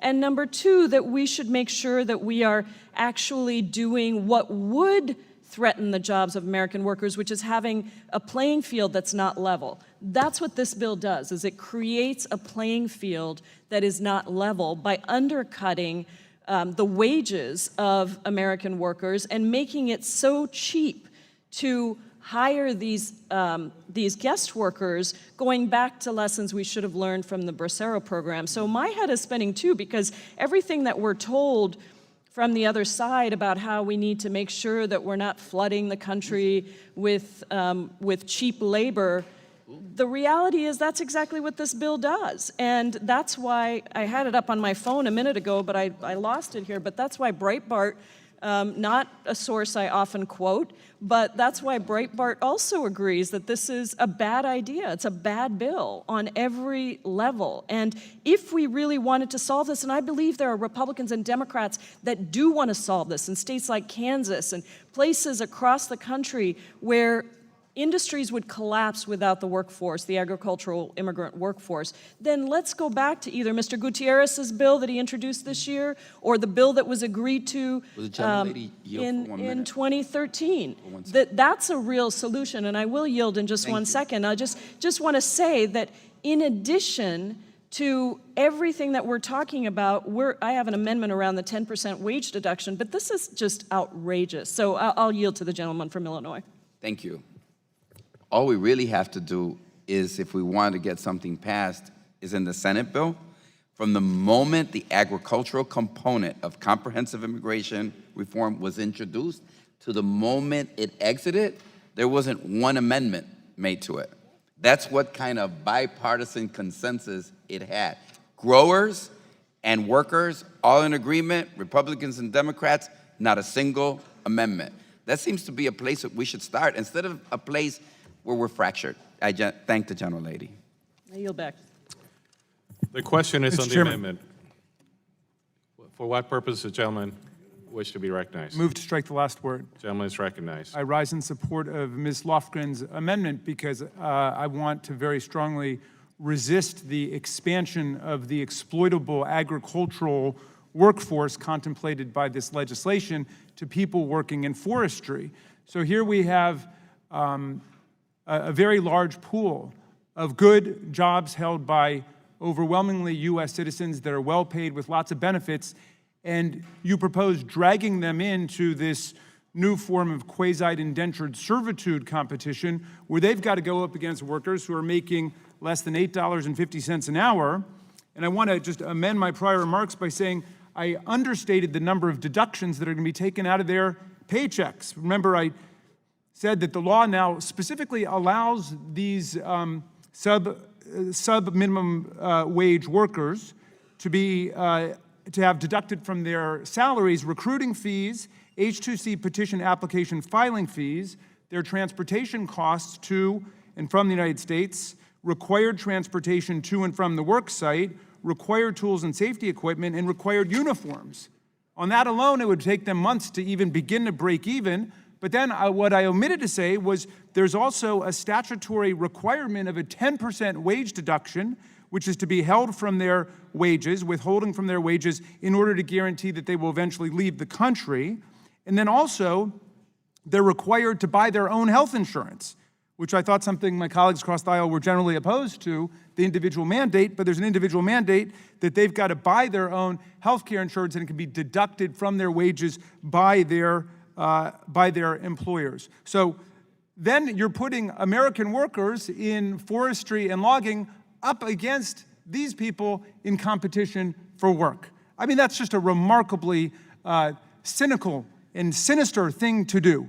I understand that the agricultural workers have traditionally been excluded from the protections of federal labor law. That was a fatal compromise that was made back with the National Labor Relations Act in the 1930s when the agricultural workers were excluded. But now they want to expand the notion of who's an agricultural worker. And not only that, these people who are brought here with essentially substandard wages, substandard benefits, and all of these mandatory and discretionary deductions from their paychecks will not have any access to any legal help because it's built into the legislation that they cannot receive any assistance from federal legal aid. And before they sue their bosses, they have to go to a mediator first, which is almost comical, and then the employer can also coerce them through their contracts into mandatory arbitration so that they never get even the minimal rights that are left to them after the Cuisinart of this legislation.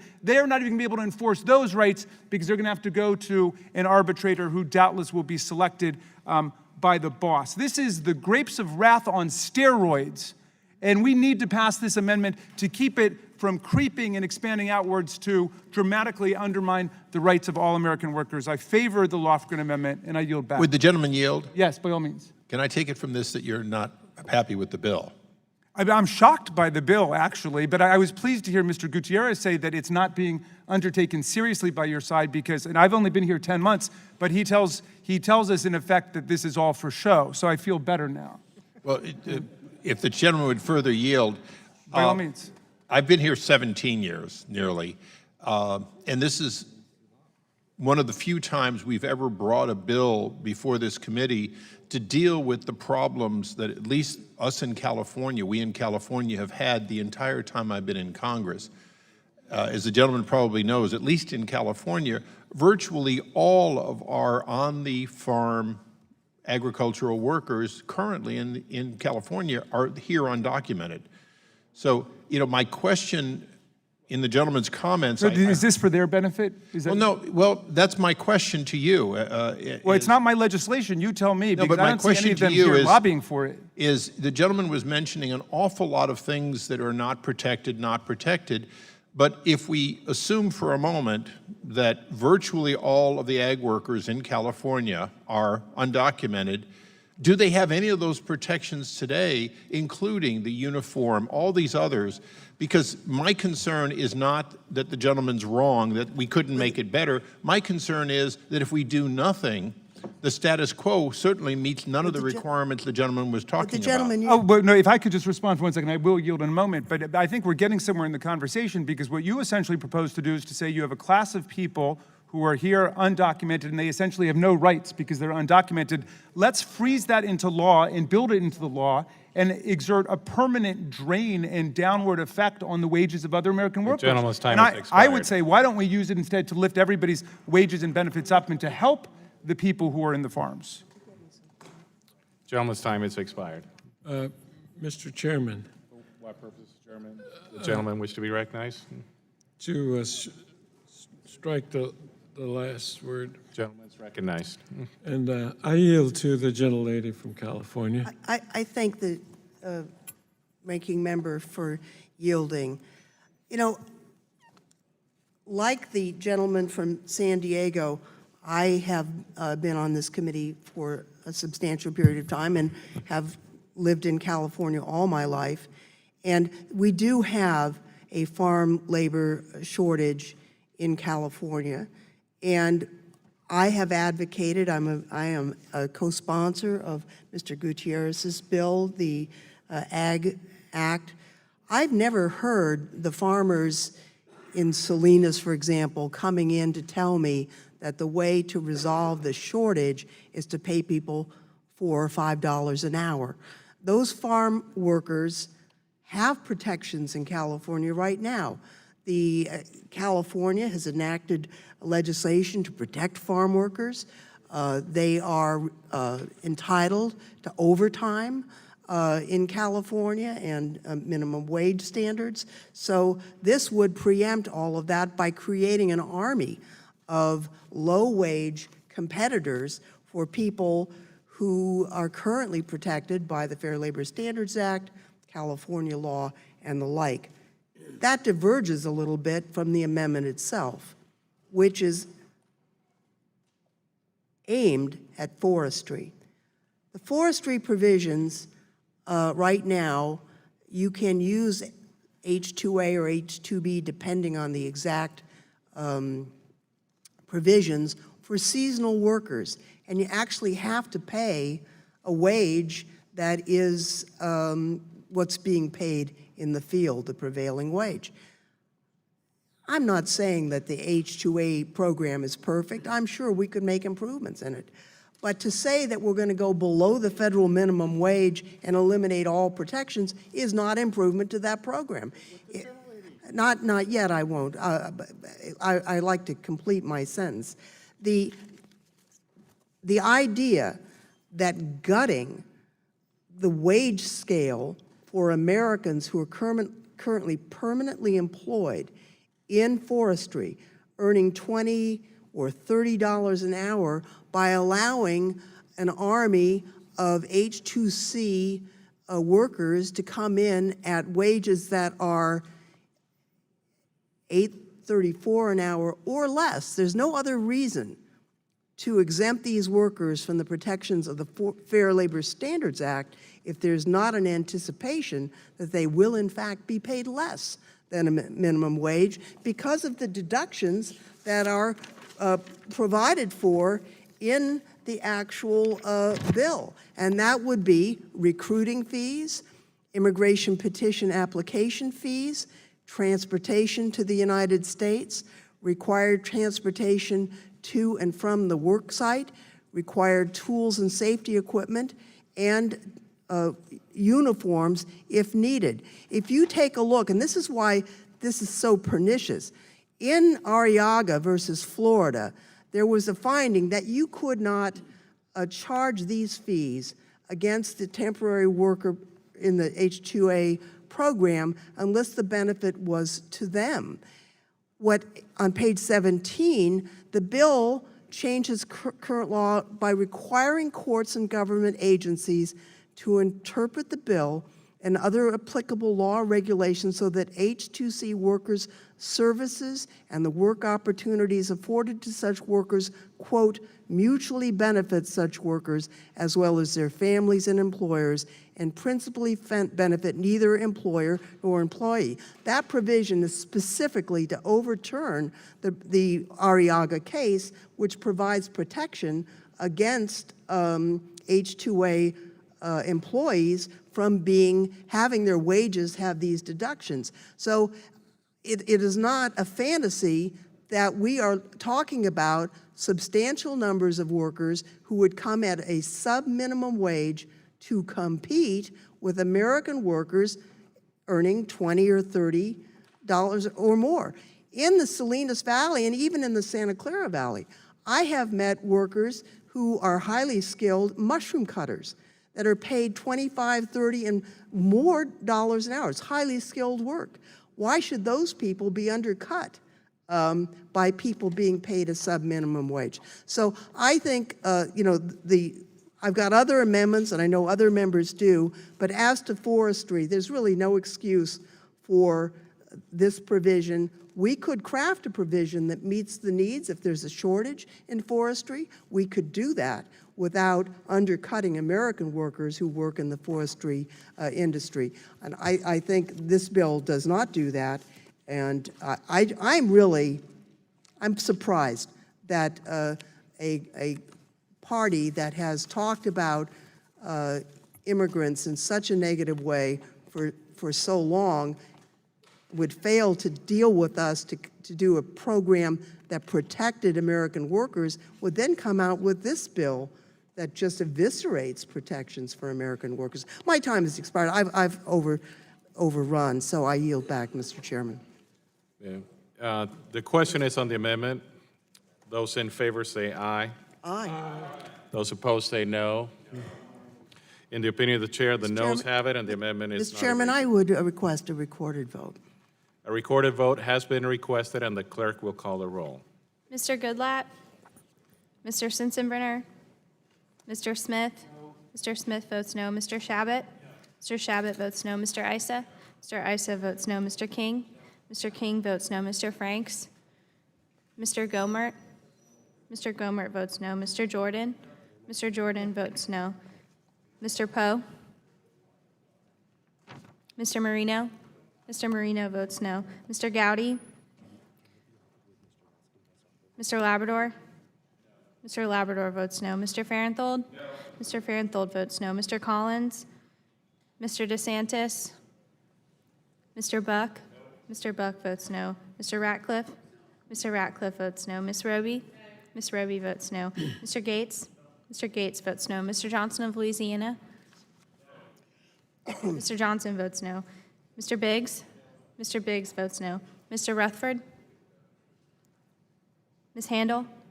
Ms. Handel votes no. Mr. Conyers? Aye. Mr. Conyers votes aye. Mr. Nadler? Ms. Lofgren? Aye. Ms. Lofgren votes aye. Ms. Jackson Lee? Mr. Cohen? Mr. Johnson of Georgia? Aye. Mr. Johnson votes aye. Mr. Deutsch? Mr. Gutierrez? Yes. Mr. Gutierrez votes yes. Ms. Bass? Mr. Richmond? Mr. Jeffries? Mr. Cicilline? Mr. Swalwell? Mr. Liu? Mr. Liu votes aye. Mr. Raskin? Mr. Raskin votes aye. Mr. Ipaul? Mr. Ipaul votes aye. Mr. Snyder? Mr. Snyder votes aye.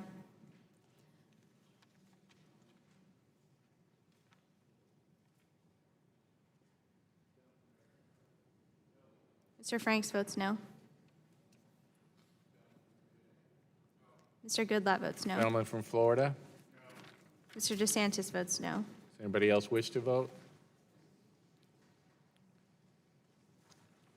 The clerk will report.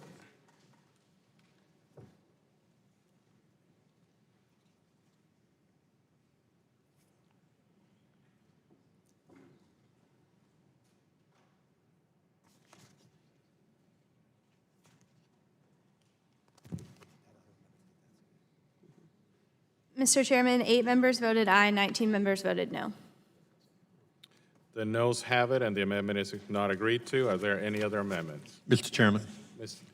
Gentleman from California will be Thank you, Mr. recognized. Chairman. I have an amendment at the desk. The clerk will report the amendment. Amendment to the amendment in the nature of a substitute to H.R. 4092 offered by Mr. Issa of California. Page 37, line 25, strike 10% and insert 15%. And the gentleman is recognized. Thank you, Mr. Chairman. And hopefully this will be a small but meaningful improvement to the bill. Currently, there are an estimated 2 million agricultural workers. If you include processing workers, there could be significantly more. Over the next few years, we expect our economy to grow, and hopefully, with the advent of a reliable agricultural workforce, we also expect the agricultural workforce to grow. As a result, looking at the number in the base bill of 410,000, a 10% per year justified increase, and it does have to be justified according to the bill, would limit you to a variable of only 40,000 or so workers. In negotiation with the chairman, I initially wanted 20%, but agreed to 15%, recognizing that future Congresses may have to look at this. But this would give us, at least in year one of such a situation, a little bit greater ability or a little greater flexibility for the agricultural industry to justify that it can, that it does need an amount greater than that increase. I know it's a small amount. Yes. Parliamentary inquiry. Yes, yield to the gentlelady. I'm looking at your amendment, and on page, there is no line 25 on page 37, and on page 38, there is no 10 on line 10. Okay, Am I looking at the right, I hope so. It's Ledge Council wrote it for us to achieve that. Okay, I was looking at the original bill, not the substitute. I apologize. No problem. I would hope that encourages the gentlelady to support this small amendment. And with that, I would urge my colleagues to realize that a future Congress should not be strapped by an unnecessarily low ability, if justified, through the Department of Agriculture. And with that, I would urge support and yield back. Okay, thank you, Mr. Issa. Are there any other members who wish to be heard on this amendment? The gentlewoman from California, Ms. Lofgren, is recognized. I oppose this amendment. All of the problems in this bill are made worse by the amendment. You know, the idea that because this is a cumulative amount and basically it builds on itself without any constraint or any market testing, just by offering a low, a sub-minimum wage, instead of millions of sub-minimum wage earners, you would have perhaps multi-million minimum wage earners. The problem with the way this bill is structured is that the increase is not really based on need as much as greed. The increase is based on undercutting those who wish to do the right thing by paying their workers an adequate wage, a wage that's not an adverse wage, versus those who want to undercut the market by paying under minimum wage. To say that we're going to reward that by increasing the numbers is moving very much in the wrong direction. In fact, what we ought to do if we're not going to fix the problems in this bill is that we ought to put some limitations into the numbers of people that we're bringing in at this sub-minimum wage effort. In fact, what we should do is scrap this whole effort, sit down together, and come up with a program that deals with the real issues in the H-2A program, that deals with the real issues of shortage of farm labor in the farm labor area, that deals with the real issues of shortages in food processing, seafood processing, to the extent there are shortages in forestry, and dairy and others, we ought to deal with that in a way that does not impair the wages and the working conditions of people who are already here. This bill doesn't do that. This amendment makes it worse, and I would hope that we would oppose it. The gentlelady yield. I would be happy to yield.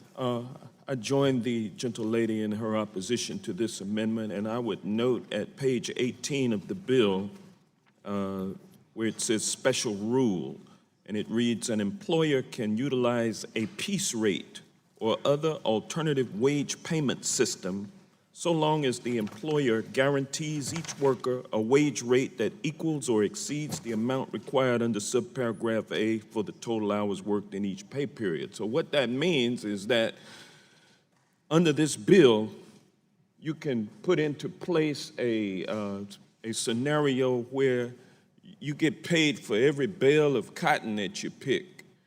You get paid for how many thousands of fish that you can harvest. I mean, so when it comes and with an alternative wage payment system, any kind of alternative payment wage system is okay in this bill, so long as the employer guarantees each worker a wage rate.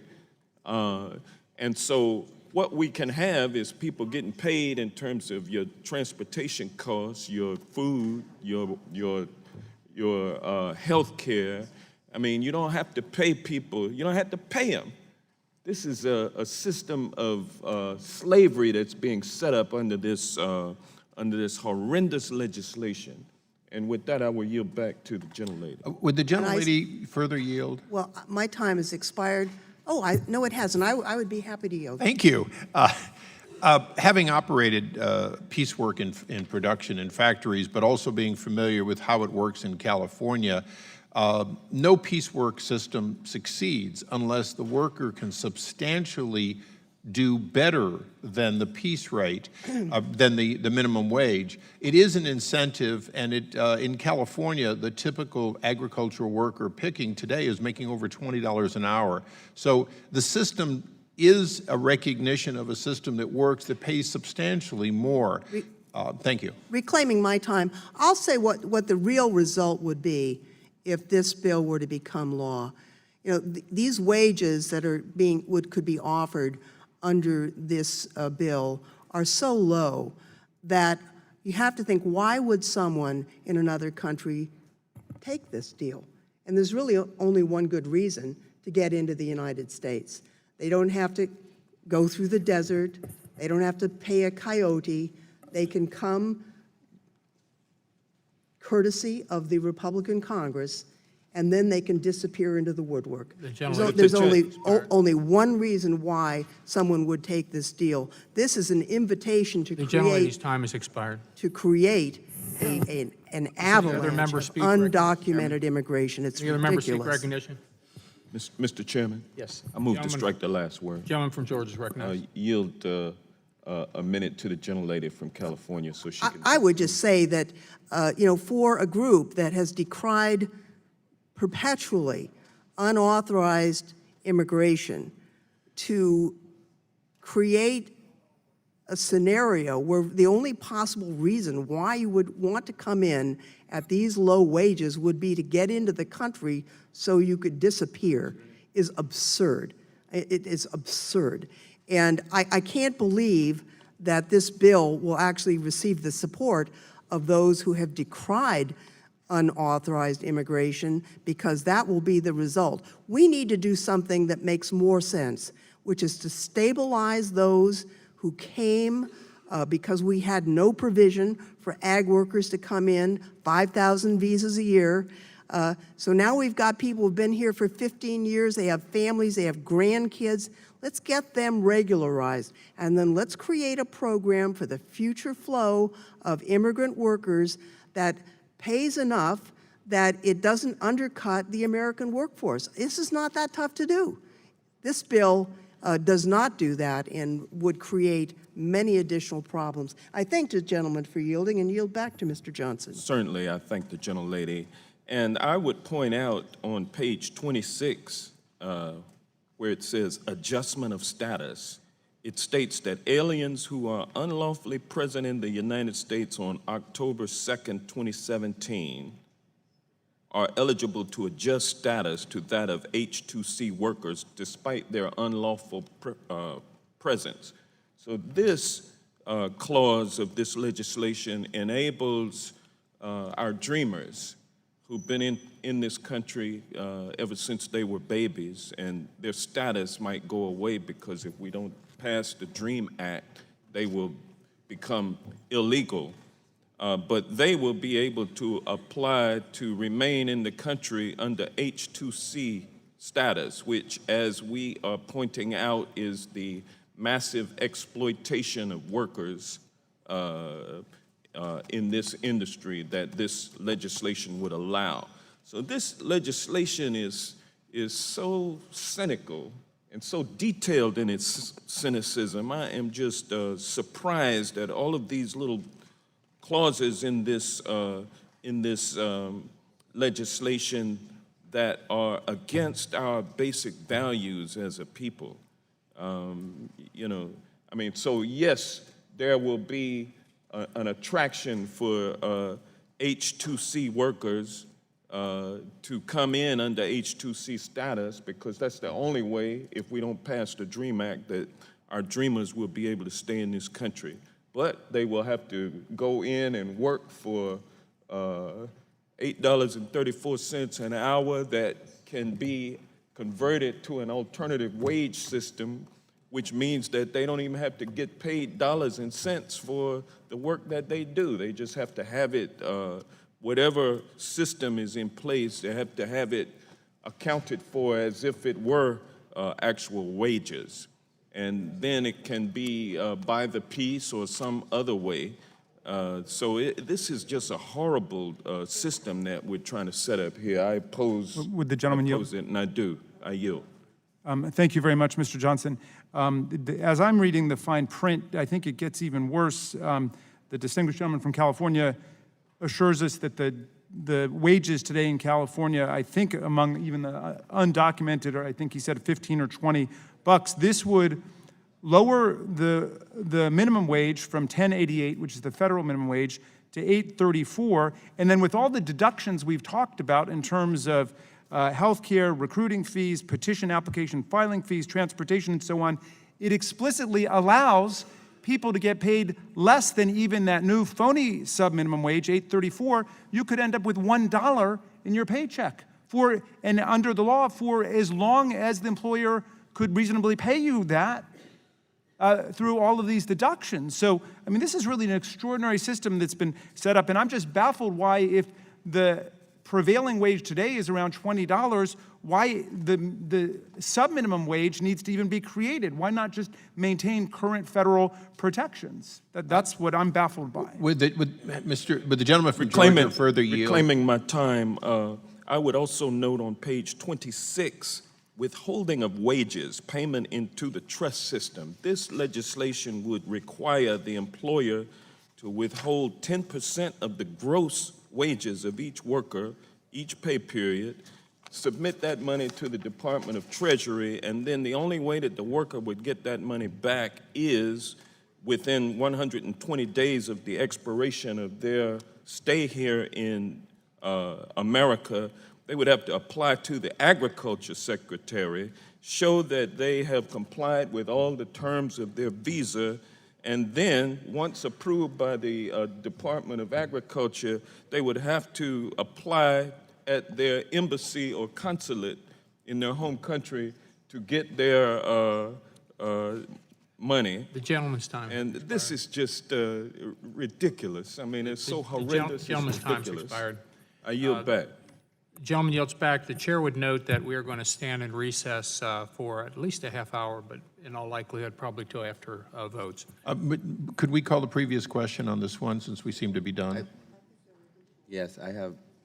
Or additional. I move to strike the last word. Okay, committee stands in recess. Okay.